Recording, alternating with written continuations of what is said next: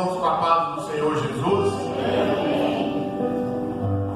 Vamos fazer a leitura da palavra de Deus. Evangelho escrito por Marcos, capítulo 6, versículo 1 até o versículo 6. Diz assim o texto sagrado: Saiu Jesus dali e foi para a sua cidade, acompanhado dos seus discípulos. Quando chegou o sábado, começou a ensinar na sinagoga, e muitos dos que ouviam falar ficaram admirados.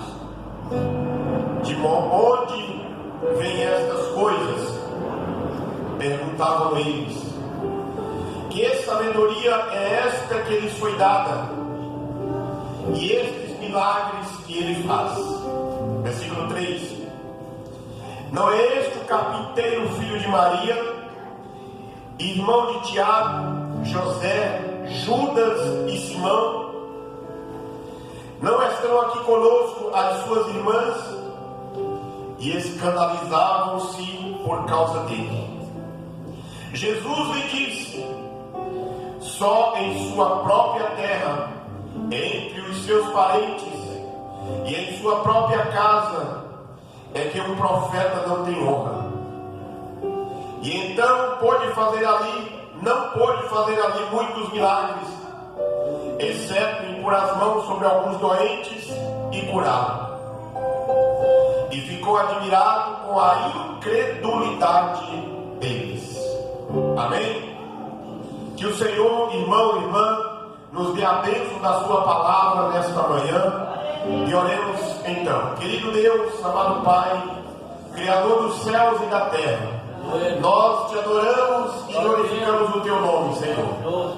Tu, ó Deus, que estás assentado sobre o alto e sublime trono. Tu, ó Deus, que rege a história, que conduz a história da humanidade, Pai. Nós estamos diante da tua santa palavra, que é pura e perfeita. A tua palavra, meu Deus, é como uma espada de dois gumes, que está pronta para cortar, separar juntas e medulas, pensamentos e intenções. E eu peço, meu Deus, que o Senhor venha falar com cada um de nós nesta manhã, e que nada impeça, meu Deus, a nossa comunhão e a nossa adoração a Ti, Senhor. Nós oramos em nome de Jesus e repreendemos todo mal. E que o Teu Espírito Santo tenha a liberdade nesta manhã de visitar a Tua igreja e tocar na vida dos Teus filhos, porque aqui presente Ele está. Nós oramos. Amém. E graças a Deus. Assentar, irmãos.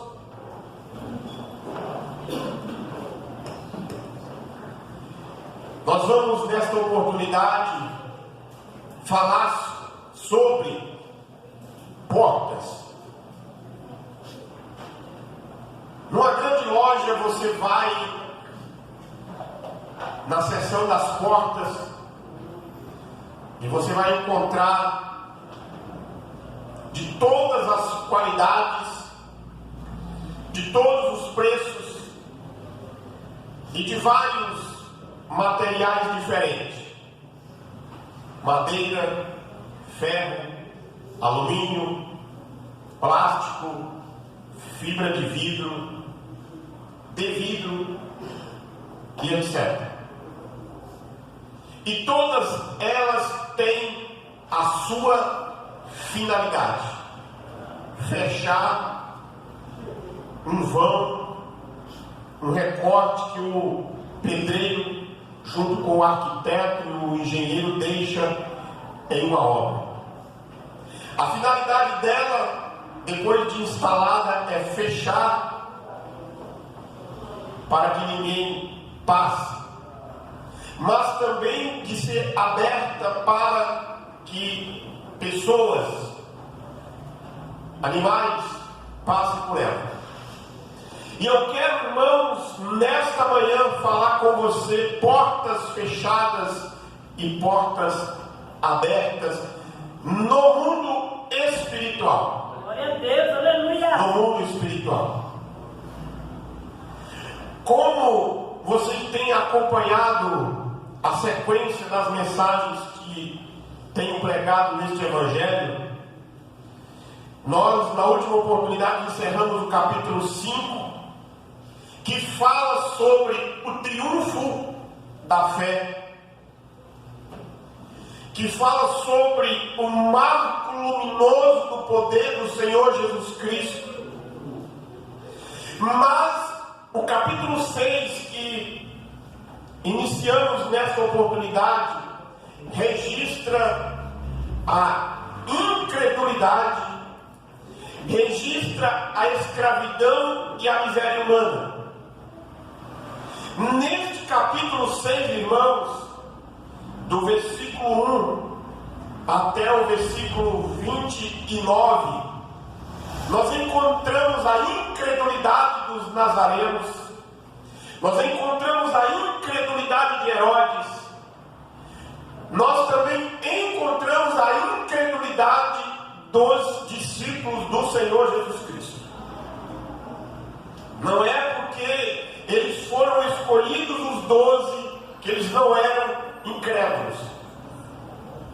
Não é porque você e eu estamos na igreja que também não somos tomados em algum momento de incredulidade. Mas talvez você esteja aí pensando: o que tem a ver com o que o pastor acabou de dizer? Portas fechadas e portas abertas. Primeiro, portas fechadas pela incredulidade. Nesse tempo em que Marcos registra este texto, que é décadas depois dos acontecimentos, Marcos é a narrativa daquilo que aconteceu. Ele narra para nós que Jesus Cristo já havia se manifestado plenamente ao mundo, já havia realizado os milagres, como nós falamos na última oportunidade, na cidade de Cafarnaum, a pouco mais de 30 quilômetros de Nazaré. Mas nesta narrativa bíblica, a fama, os acontecimentos, a notícia dos acontecimentos já tinha se espalhado por toda a Galileia. Mas mesmo assim, irmãos, Jesus tem vivido neste momento e observado a incredulidade da população. O povo torna-se incrédulo. Por quê? Por causa da origem de Jesus. A Bíblia traz para nós, no Evangelho de Mateus e no Evangelho de Lucas, que Jesus, ele nasce na cidade de Belém. Ele é filho de um homem por nome José e de uma mulher por nome Maria. A profissão de José era carpinteiro. E além do mais, a incredulidade dos nazarenos, a incredulidade dos que viviam na Galileia, de Jesus, seu filho do carpinteiro, é que não tinha informação de que Jesus tinha sentado em alguma escola para estudar a lei. É por isso que eles não conseguem explicar a origem do conhecimento. É por isso que eles dizem aqui no versículo 2: de onde vêm estas coisas? De onde vêm estas coisas? Que sabedoria é esta? Eles não sabiam de onde vinha tudo aquilo que Jesus estava fazendo naquela sinagoga naquele dia. E a porta fechada pela incredulidade, Jesus o reprova. Irmão, Jesus vai dizer algo muito forte para nós e para aquelas pessoas que servem para nós também. Jesus diz que profeta não é honrado na sua própria terra. Jesus, aleluia. Irmãos, isso é muito pesado. A incredulidade não é somente do povo que vivia na Galileia, em Nazaré, em Cafarnaum e nas cidades adjacentes. A incredulidade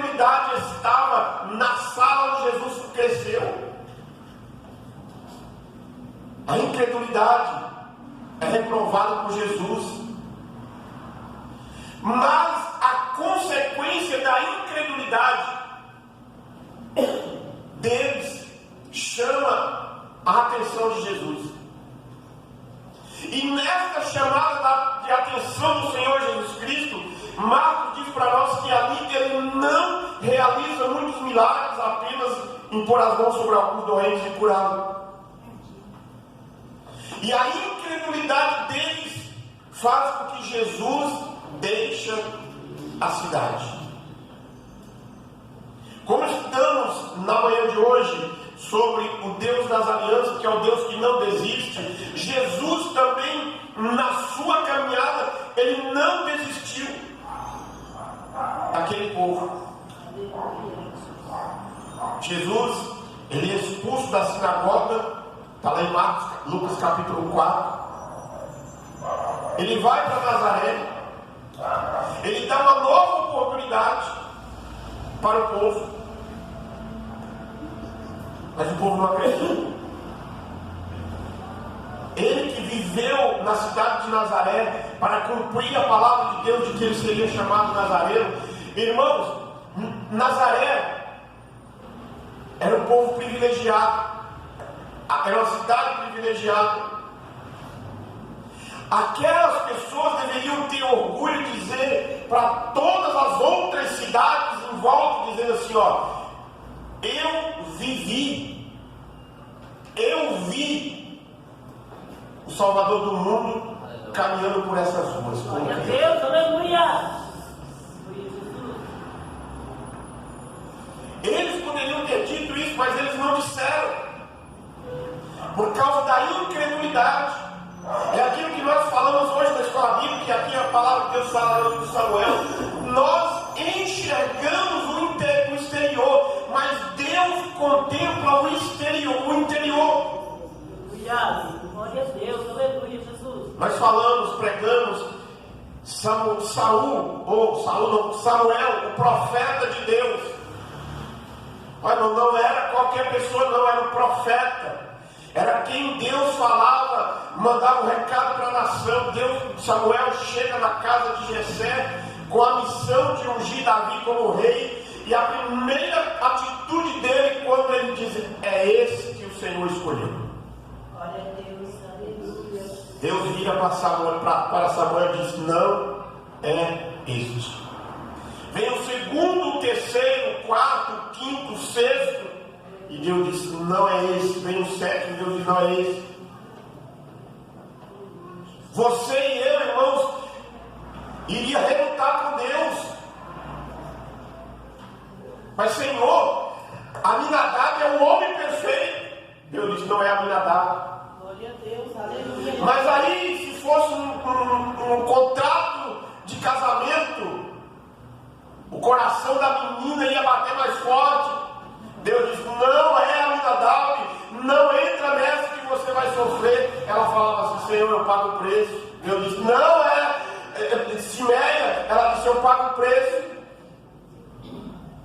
Porque enxergamos o exterior, mas Deus enxerga o interior. Glória a Deus. E esta oportunidade passou pela cidade de Nazaré, caminhou pelas ruas de Nazaré. E o povo perguntava, de onde vem? Quem é este? E estes milagres que estão fazendo, o perigo deles era que familiarizaram o perigo da familiaridade com o sagrado. A familiaridade com Jesus produziu preconceito e não fé. A familiaridade deles produziu desprezo e não fé. E se tem alguma coisa, e se tem algo muito perigoso para a humanidade, irmãos, é acostumar com o sagrado. Acostumar com o sagrado. Os discípulos de Jesus, tempos depois, sobe com Jesus ao monte. Está lá em Mateus capítulo 17. Ele sobe com Jesus ao monte. Tem toda a cena da transfiguração, eles ficam extasiados. Eles estavam ali acostumados, já estavam acostumando com o sagrado. Porém, Jesus vai dizer para ele, no momento, Jesus não diz com essas palavras, mas dá-nos a entender, conversando, o momento não é agora, não se preocupem com o que estão vendo aqui. Porque eles queriam ficar lá em cima, porque lá em cima era tudo perfeito. Porém, os outros que ficam lá embaixo no vale, estavam sofrendo para expulsar o demônio de um menino. Acostumar com o sagrado, levou o reino do sul para o cativeiro da Babilônia. Ele dizia, nós temos o templo, nós temos a cidade, e Nabucodonosor não vai entrar. Mas Deus tinha dito pelo profeta Jeremias, 70 anos na Babilônia.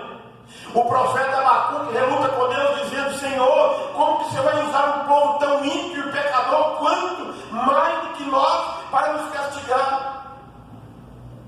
Eles pensaram que conhecia Deus, mas eles estavam enganados. Os nazarenos pensavam que conheciam, mas os seus olhos estavam cegos pela incredulidade. O perigo do conhecimento separado da fé. O povo de Nazaré, que viu aquela criança crescer por aquelas ruas. O perigo do povo que viu aquele homem entrar na sinagoga e ensinar de forma extraordinária e demonstrar sabedoria sobre-humana, é que leva eles a fazer este questionamento. E você e eu, irmãos, todos somos tomados dioturnamente a fazermos questionamentos. Porque eles estavam vivendo este contraste. Como que pode um carpinteiro, nós vimos ele crescer aqui, veja aí no versículo 3. Não é este, não é este o carpinteiro, o filho mais velho, aprendeu a profissão do pai. Se José era carpinteiro, Jesus já era carpinteiro também. Não é este o carpinteiro, filho de Maria, irmão de Tiago, José, Judas e Simão? E aí vai dizer mais na sequência, não estão aqui conosco as suas irmãs? Eles não entenderam, eles não estavam compreendendo o contraste. O carpinteiro humilde de Nazaré, realizando milagres sobrenaturais. Aleluia, Jesus, glória a Deus. No meio de um povo incrédulo. É por isso que a incredulidade fecha as portas da nova oportunidade. Jesus não permaneceu muito tempo ali. Ele foi adiante. Ele não insistiu. Ele não arrombou a porta. É por isso que Apocalipse 3 diz que ele bate. E ele continua batendo. E a incredulidade, irmãos de Nazaré, dos nazarenos, fechou a porta para os milagres. Jesus continua fazendo milagres nos dias de hoje, mas a incredulidade de muitas pessoas o impede de que o milagre aconteça. Glória a Deus, aleluia. Deus, aleluia, Jesus. Quão terrível e desastroso é o pecado da incredulidade. E Deus, quando vai tratar com o incrédulo, Ele faz o incrédulo chorar. Ele faz o incrédulo reconhecer. A exemplo disso foi Tomé. Passou os dias da ressurreição de Cristo. E Jesus começa a se manifestar em vários lugares. E aí quando ele se manifesta com os discípulos, Tomé não está lá. E aí alguém chega para Tomé e fala, o Senhor esteve aqui. Ele disse, eu só acredito nele. Eu só acredito se eu colocar a mão no lugar onde os cravos entrou na mão dele. Eu só acredito se eu colocar a mão lá onde a lança entrou do lado dele. Do contrário, Vai ficar o resto da minha vida se eu acreditar nisso aí.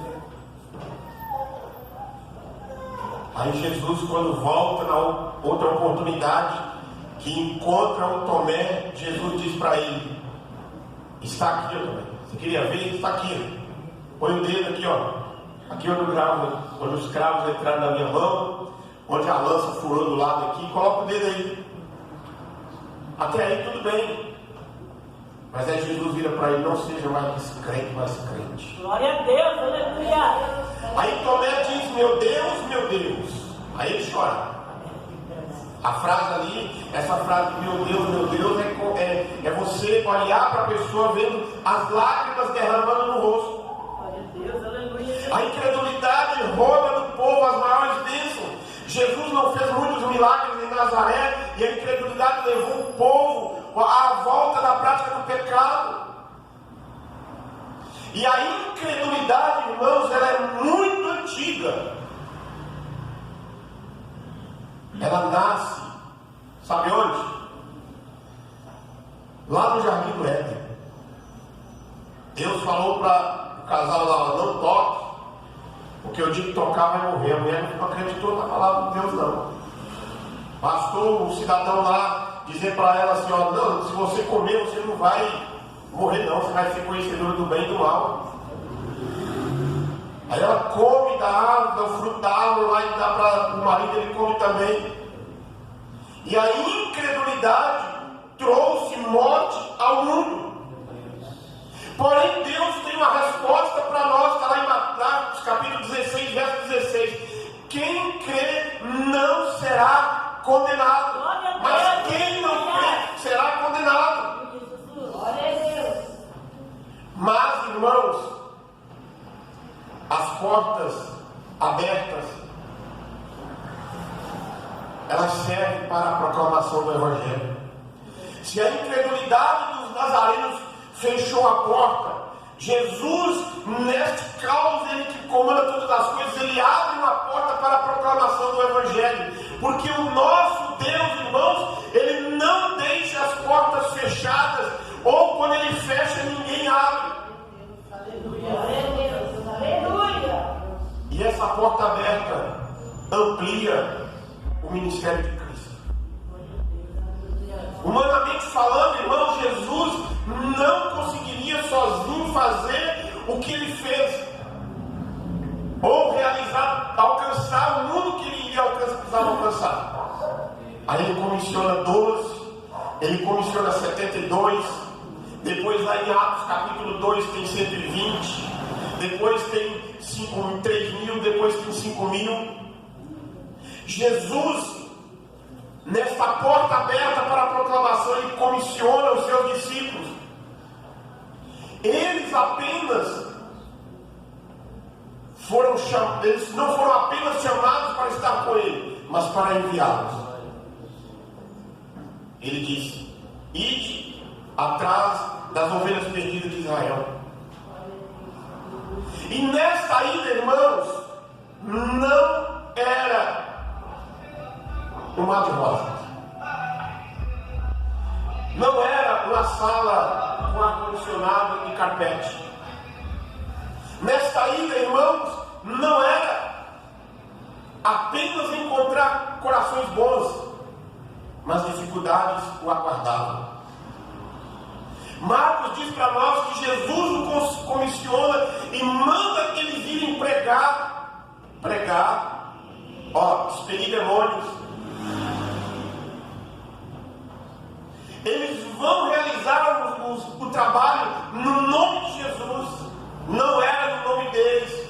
Não era Pedro chegar e dizer: estou aqui realizando este milagre, eu estou fazendo essa pregação no meu nome. Era no nome de Jesus. Eles tinham que submeter à autoridade de Jesus. Eles vão levando a mensagem como a extensão da missão que Cristo tinha dado, porque Ele tinha os enviado. Quando os apóstolos saíram para pregar aos homens, não criaram a mensagem, eles levaram a mensagem, porque a mensagem era o próprio Cristo.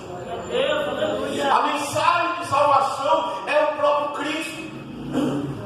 Eles não levaram a sua opinião, mas eles levaram a verdade de Deus. Eles pregaram arrependimento. A mensagem do Evangelho começa com arrependimento. A mensagem do Evangelho, abre a tua Bíblia aí, irmão, volta aí no Evangelho de Mateus, capítulo 3. Naqueles dias surgiu João Batista pregando no deserto da Judéia, e ele dizia: arrependam-se, pois o reino dos céus está próximo. E este é aquele que foi anunciado pelo profeta Isaías: vós que clama no deserto, preparem um caminho para o Senhor passar, façam veredas retas para ele. João usava, as roupas dele eram feitas de pelo de camelos e usava um cinto de couro na cintura. Seu alimento era gafanhoto, mel silvestre. Vinha gente de Jerusalém, de toda a Judéia e de toda a região ao redor ao Jordão, confessando os seus pecados, e eram por ele batizados no Rio Jordão. Arrependam. É arrependimento, é mudança de mente, é mudança de direção, é mudança de comportamento, é mudança de atitude, é adaptar-se à mensagem do Evangelho e não adaptar a mensagem do Evangelho à minha vida. Eu que tenho que entrar no molde da palavra de Deus, no molde do Evangelho. Aleluia! Os apóstolos pregaram aos ouvidos, mas também pregaram aos olhos. A mensagem que a igreja do século XXI precisa pregar não é só uma mensagem aos ouvidos, mas é uma mensagem aos olhos. O milagre precisa acontecer no meio da igreja. Você, irmão, precisa impor as mãos sobre os doentes e ficar curado. Você não pode passar o resto da sua vida: ora pelo meu sobrinho, ora pelo meu filho, ora pela minha filha, ora pelo meu pai. Você tem que exercer a autoridade que Cristo deu a você, porque você é discípulo de Cristo. Glória a Deus, aleluia, Jesus, aleluia. Glória a Deus. A porta aberta para a proclamação do Evangelho o liberta. Jesus, aleluia. O Messias veio para libertar os cativos. Jesus deu os apóstolos a metodologia. As atitudes, as ações deveriam reforçar a mensagem. Os apóstolos foram enviados de 2 em 2. Isso é cooperação. Isso é a sustentação de um para com o outro. E lá em Eclesiastes capítulo 4, verso 9 diz para nós que é melhor ser 2 do que 1. Em tudo. É melhor ser 2 do que 1. Então, a metodologia Jesus deu, vai de 2 em 2. Vocês vão andar pela Galileia, vocês vão andar pela Judéia, vocês vão andar pelo Vale do Jordão pregando a mensagem, mas vai de 2 em 2.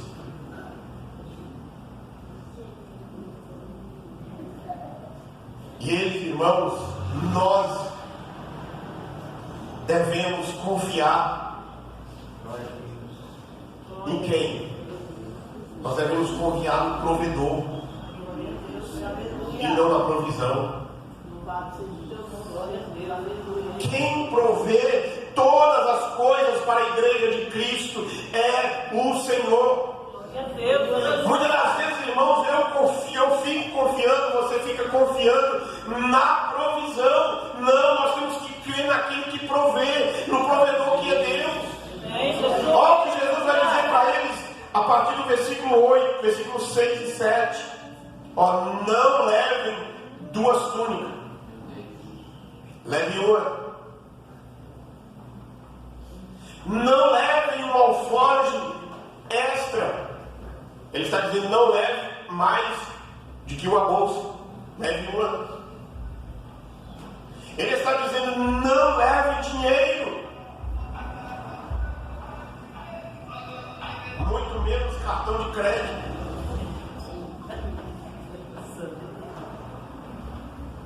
E hoje nós confia no vil metal. É verdade, Jesus. Eles, irmãos, deveriam confiar na provisão divina enquanto faziam a obra. Eles não deveriam fazer da obra de Deus um lucro, uma fonte de lucro. Eles deveriam confiar em Deus. E Deus não deixa faltar, irmãos. Amém, Jesus, amém. Deus não deixa faltar. Aleluia. E aí você, estou falando como na dinâmica do pastor, aí você como membro da igreja, irmãos, Deus não deixa faltar. Aleluia. Porque Ele vai prover quando você confia nele como provedor. Deus, aleluia. Glórias a ti. Irmãos, confiar na provisão de Deus, irmãos, não estou dizendo que você tem que fazer isso. Não estou dizendo que você tem que fazer isso. Porque se você tiver o teu salário de fazer compra todos os meses, vai lá e compra. Aí muitos vão fazem assim: já que Deus proveu, eu não vou fazer compra esse mês não. E não faz guarda o dinheiro não. Aí reclama que Deus não proveu. Isso aí não é provisão não. Você está tentando a Deus e Deus não vai entrar nessa tentação sua não. Provisão, irmãos, é quando você olha lá na sua conta no banco, está lá 000. É quando você olha no seu armário lá e não tem nada. Aí é Deus, e quando Deus manda, aí você acreditou na provisão de Deus. Glória a Deus. É isso que Jesus está dizendo para os Glória a discípulos. Deus, aleluia. Mas os discípulos, irmãos, não podiam sacrificar a cultura para onde estava indo. Toda cidade no antigo Israel tinha uma cultura. Toda cidade no antigo Israel tinha uma cultura. E aí, como Jesus está falando para hebreus, para judeus, eles deveriam comer de tudo que se colocasse sobre a mesa. Jesus estava dizendo para eles que eles não deveriam ficar mudando de casa em casa. Naquela cultura, na casa de um hebreu, jamais entrava comida sacrificada. Na casa de um hebreu, jamais entrava uma comida imunda. E naquela cultura, irmãos, quando alguém recebia um hóspede, ele ficava naquela casa o tempo que ele fosse ficar naquela cidade. Aí quando eles iam embora daquela casa, eles tinham que ir embora da cidade, eles não podiam ir para outra casa. Lembra que Jesus fez da casa da sogra de Pedro a sua base de morada em Cafarnaum? É a cultura. Eles deveriam se hospedar nesta casa. É disso que o texto está falando quando Jesus diz: não fique de casa em casa. Chegar numa casa era para hospedar. Porque naquele contexto, a hospitalidade era algo sagrado. Chegava, lavava os pés, tinha saudação com beijo, oferecia comida, dava, se fosse para o animal, provia o alimento para o animal, lugar para o animal ficar. Os pregadores, eles não deveriam violentar a cultura daquele povo, mas eles deveriam pregar a palavra de Deus. É diferente da cultura do século 21. Você vai no Nordeste, é uma cultura. Vamos pegar aqui a cultura alimentar para adventista, da promessa adventista. Você vai no Nordeste, é uma cultura alimentar. Você vai no estado de Goiás, é uma cultura alimentar diferente do Nordeste. Você vai no Norte, Amazonas, Pará, Rondônia, é outra cultura. Você vai no Mato Grosso do Sul é uma cultura diferente. Você vem para o estado de São Paulo, você vai para Santa Catarina, Rio Grande do Sul, Paraná, a cultura é diferente, Minas, Rio de Janeiro, todo estado tem uma cultura alimentar diferente. Estou falando para adventista, tá, irmãos? Uma cultura alimentar diferente. Eles não poderiam violentar a cultura por causa da palavra de Deus, mas eles deveriam pregar e ensinar. Aí cuidado, abrindo o leque nessa cultura, você vai para alguns lugares, para alguns países da América, da América do Sul, somente os países andinos, a cultura alimentar é totalmente diferente. E aí, independente se você é adventista ou não, é cultura na casa de um hebreu. Tudo que colocar na mesa, coma, não fica de casa em casa.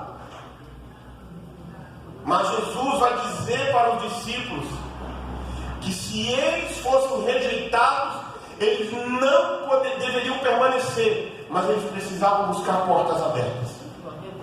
O Evangelho vai dizer para nós que ao sair daquela casa, daquela cidade, eles deveriam sacudir o pó dos pés em represália ou repreensão àquele povo. Porque era considerado, naquela cultura, bater o chinelo no chão para sair a poeira contra aquela cidade, contra aquela casa, era considerar aquele povo, aquele território pagão.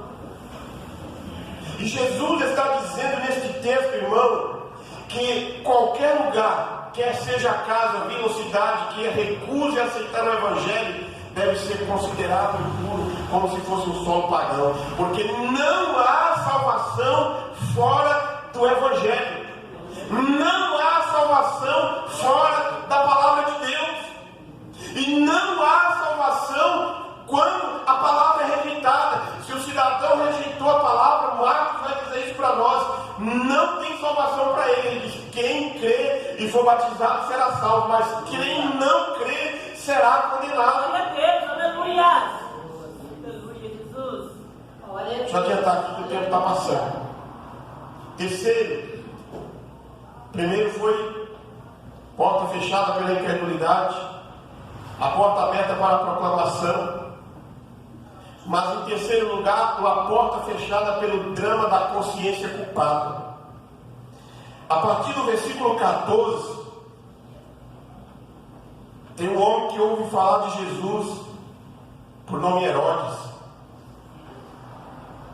E se tem alguém que a Bíblia vai mostrar para nós que vivia perturbado, é o tal do Herodes. A família herodiana, ela tem uma passagem sombria na Bíblia. Era uma família cheia de mentiras, assassinatos, traições, adultério. E Herodes, o Grande, foi um rei insano, desconfiado, inseguro. Quando chega a notícia, nasceu lá em Belém, o rei dos judeus, ele quer saber quem é. Aí Mateus diz para nós nos acontecimentos, os magos voltam por outro caminho. Ele já foi enganado por matar todas as crianças do sexo masculino de 2 anos para baixo na cidade de Belém. Porque ele tinha insegurança do reinado que ele exercia. Ele, irmãos, casou, a história diz, 10 vezes. Ele matou mulheres e matou filhos. Ele queria casar de novo, aqui o Herodes o Grande. Quando ele queria casar de novo, ele matava uma mulher e casava com outra. Quando ele viu um filho que estava se querendo acessar o trono dele antes do momento, ele mandava matar. Ele mandou matar as crianças. Ele pensou que conseguia eliminar o rei dos judeus. E nesta característica da consciência culpada, ele fecha a porta da graça com as próprias mãos. Era um homem, como eu disse, perturbado. Herodes temia João Batista. Mesmo depois de morto, o texto você lê depois, ele vai dizer: mas eu mandei matar esse homem, eu vi a cabeça dele no prato, e quem é esse? Ele ressuscitou. Herodes, na sua vida perturbada, em vez de arrepender, ele endurece o coração. E existe, irmão, um grande perigo de viver com uma vida com a consciência pesada, sem arrependimento. Consciência pesada não leva ninguém para o céu. Judas foi um desses. Quando ele viu que o que ele tinha feito estava difícil de resolver, ele pesou na consciência dele, ele foi tomado de remorso, ele vai lá no templo, joga as moedas lá de quem ele tinha recebido para entregar a Jesus, e ele vai se enforcar. Aqui foi consciência pesada, sem arrependimento. Assim foi a vida de Herodes. Ele era um supersticioso. Ele pensava no bater João Batista, mas esse aí então foi João Batista, ressuscitou e encarnou nesse aí que diz que é Jesus e que está realizando esses milagres e que está perturbando. Ele ficou confuso diante do que estava acontecendo, porque a sua crença era desfocada. Porque ele achava que ele sentado no trono, ele achava que ele era Deus. E aí a Bíblia traz para nós a informação lá em Lucas, de que havia, o nome Herodes era como se fosse um faraó, no Egito. Todo faraó, fazer a Bíblia lá, faraó, mas sempre tinha um segundo nome. O faraó era um nome, era um codinome que dava para aquele que era o rei. É hoje, os papas, Papa Francisco, Papa Bento, João,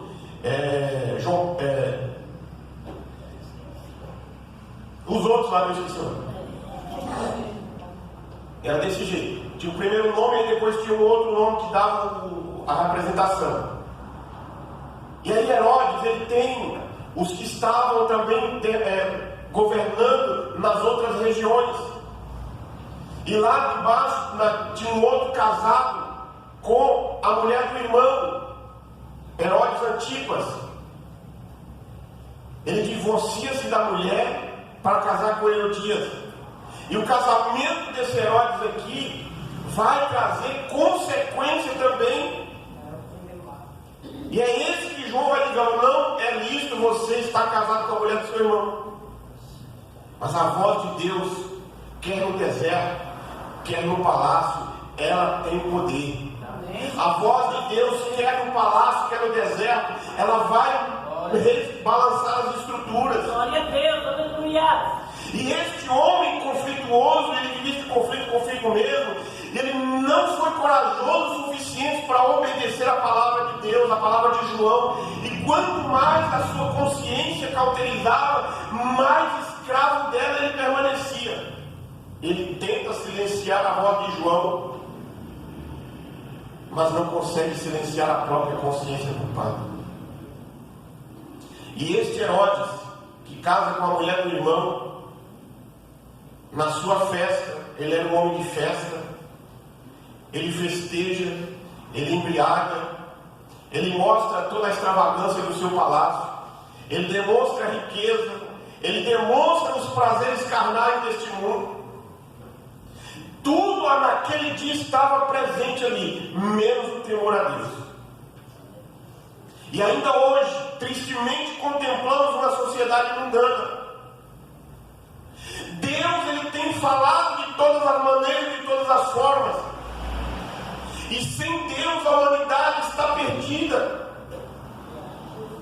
Sem Deus a humanidade está festejando. E na mesa, ao invés de ter um bolo com velas acesas, na mesa tem a cabeça de alguém.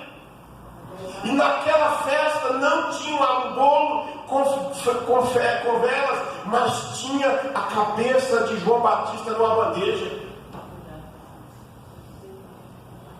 Que a Bíblia vai dizer para nós que é o maior profeta dos nascidos nascido de mulher, dentre os homens, o precursor do Messias. Eu quero concluir, irmãos, depois de trazer esta última parte aqui de forma que conta a história terrível de um homem. Se você observar na história da humanidade, você vai ver homens vivendo como Herodes. Você vai ver mulheres vivendo como Herodias. Mas também, irmão, você vai encontrar os João Batistas aí pregando. Você vai encontrar o João Batista aí dizendo: eu não tinha visto fazer isso, mas a humanidade quer fazer. Este homem fechou a porta da graça com as próprias mãos. Século 21, os homens, as mulheres estão fechando a porta da graça com as próprias mãos. Herodes viveu no pecado. Século 21, a humanidade está vivendo no pecado. As pedras em alguns lugares estão clamando. Outros Deus tem levantado os seus profetas para falar, mas muitos estão sendo tentados a calar. Muitos profetas estão sendo mortos neste momento, endurecendo a humanidade com o seu coração duro. E Jesus olha para Herodes e chama de raposa. Diz para aquela raposa que dentro de 3 dias eu vou para Jerusalém, vou ser preso, vou ser condenado. O Herodes que está frente a frente com Jesus, o Herodes que está face a face com Jesus, zomba de Jesus. E muito cuidado para você que zomba da palavra de Deus, para você que zomba de Jesus, para você que zomba da Trindade. Jesus foi zombado por Herodes, foi exilado. Herodes foi exilado e morreu na escuridão, como sempre viveu. Porque ele teve a oportunidade na frente dele, onde ele disse assim: que é a verdade. Quando Jesus vai para dizer que era a verdade, ele vira as costas e entra novamente numa sala de onde Jesus estava, e ele não ouve. Ele morreu na escuridão. A história... Que a graça do nosso Senhor Jesus Cristo, o amor de Deus, o nosso Pai, e a consolação do Espírito Santo seja com todos nós, desde agora e para sempre. Amém, Jesus.